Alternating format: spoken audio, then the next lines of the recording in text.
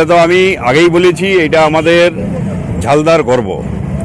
সত্যকিঙ্কর দত্ত ঝালদার ছেলে, খুব কম বয়সে সে ছোট থেকেই ইংরেজদের বিরুদ্ধে স্বাধীনতা দেশকে নিয়ে আসার জন্য উদ্বুদ্ধ হয়ে এই এলাকার মানুষজনকে, ইয়াং ছেলেরাকে উদ্বুদ্ধ করে একটা সমাজ গঠন করে লাঠি খেলার মাধ্যমে, যতটুকু তখন ক্ষমতা, সেই লাঠি খেলার মাধ্যমে ইংরেজকে প্রতিহত করা।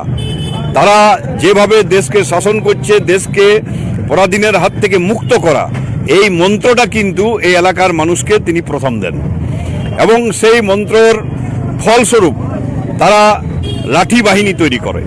সেই লাঠি বাহিনী ওই সত্য মেলা যেখানে হয় সেইখানে সেই ইয়াং ছেলেরা, যারা যুব ছেলে গ্রামের আশপাশে আছে, সেই গ্রাম থেকে সবাইকে নিয়ে চাতমুটু, গোকুলনগর, নতুনডি, যত গ্রাম আছে, সারাম্ব, তারা সবাই সেইখানে জড়ো হয়ে সত্যকিঙ্কর দত্তের মন্ত্রে উদ্বুদ্ধ হয়ে তারা সেই লাঠি খেলা শুরু করে। এবং সেই লাঠি খেলার মাধ্যমে তারা ইংরেজদের বিরুদ্ধে আরও শক্তি সঞ্চয় করতে থাকে। এই খবর ইংরেজদের যারা সিআইডি থাকে, ওদের যে গুপ্তচর থাকে, তারা সেই খবর তাদের হাইকমান্ডের কাছে যখন পৌঁছায়, তখন অবিলম্বে বলা হয় যে এই ধরনের যে একটা সংঘবদ্ধ হচ্ছে যুবকরা, এটা কিন্তু আমাদের পক্ষে খারাপ লক্ষণ। এবং তার নেতাকে সত্যকিঙ্কর দত্ত, তাহলে এই খারাপ লক্ষণটাকে আমাকে বন্ধ করতে হবে। বন্ধ করার জন্য এরাকে এখনই বিনাশ করো। সেই সিদ্ধান্ত অনুযায়ী লোক লাগিয়ে, দুষ্কৃতী লোক লাগিয়ে সত্যকিঙ্কর দত্তকে হত্যা করা হয়। আততায়ীর হাতে তাকে মারা হয়।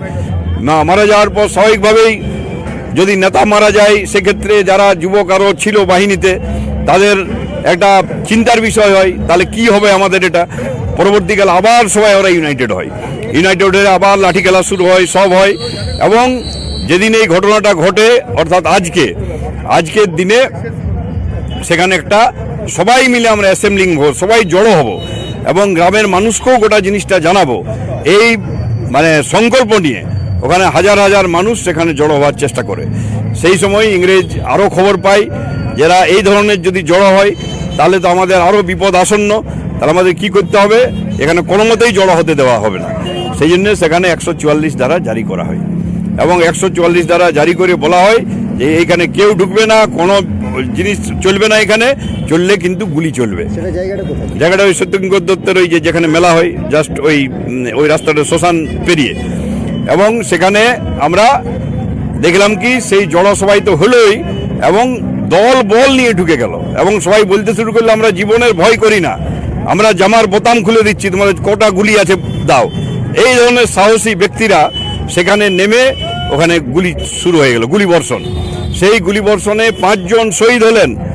5 জন, গণেশ মাহাতো, সহদেব মাহাতো, শীতল মাহাতো, গোকুল মাহাতো এবং মোহন মাহাতো, এই 5 জন শহীদ হলেন এবং শহীদের রক্ত এখানে পড়ে গেল। আজকে এই ঘটনাটাকে আমরা, যেহেতু সেই সময় বিহারে ছিলাম, এই ঘটনাটাকে তৎকালীন যে স্বাধীনতা আন্দোলন ছিল ইংরেজদের বিরুদ্ধে, তাতে সব থেকে গুরুত্বপূর্ণ ঘটনা বলে অভিহিত করা হয় এবং এর নাম ছিল first firing in Bihar. Bihar একটা তখন বড় রাজ্য ছিল, এখন যে বিহারটা আছে সেটা, প্লাস ঝাড়খণ্ড, প্লাস আমাদের এই এলাকাটা, এত মিলে ছিল বিহার।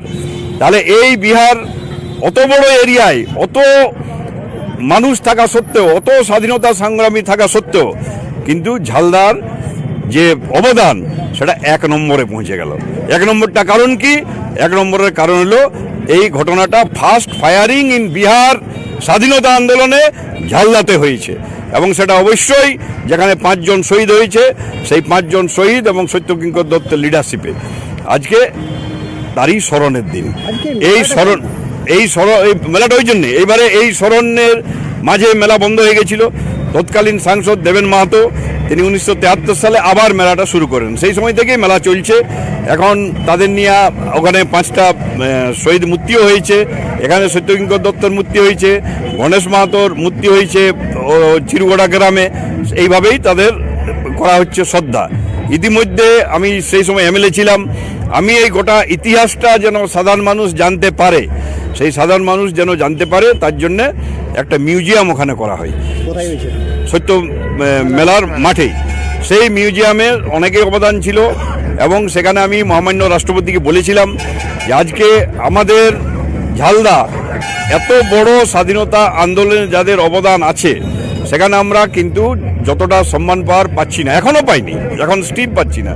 তাহলে এই বিষয়টাকে আরও বেশি হাইলাইট করার জন্যে আপনি রাষ্ট্রপতি, আপনাকে আমি বিশেষ অনুরোধ করছি, আপনি চলুন ঝালদাতে গিয়ে এইটা উদ্বোধন করে দেবেন।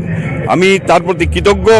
তিনি 2017 সালের 18 জানুয়ারি সেই মিউজিয়ামটা উদ্বোধন করেছিলেন এবং সেই মিউজিয়াম এখনও আছে, কিন্তু কিছু লোক এখনও এখানে সমাজ বিরোধী লোক আছে যারা সেটাকে অনেকটা নষ্ট করেছে। আমি 3-4 দিন থেকেই যাওয়া আসা করে দেখছি এবং সেটা আবার ঠিক জায়গায় নিয়ে আসা হবে এবং আমি প্রশাসনকে বলেছি যে ওখানে যেন এবার গার্ডের ব্যবস্থা করা হয়। প্রশাসন ইমিডিয়েট রাজিও আছে এবং সেটা গার্ড করে ওই মিউজিয়ামটাকে আরও বেশি আকর্ষণীয় করব, আমরা সবাই মিলে করব, যাতে করে এখানে সাধারণ মানুষরা সেই মিউজিয়ামটা দেখতে গিয়ে অন্তত উপলব্ধি করে যে আমরা ঝালদার মানুষ, আমাদের পূর্বপুরুষরা এত বড় অবদান এই স্বাধীনতা আন্দোলনে রেখে গেছে।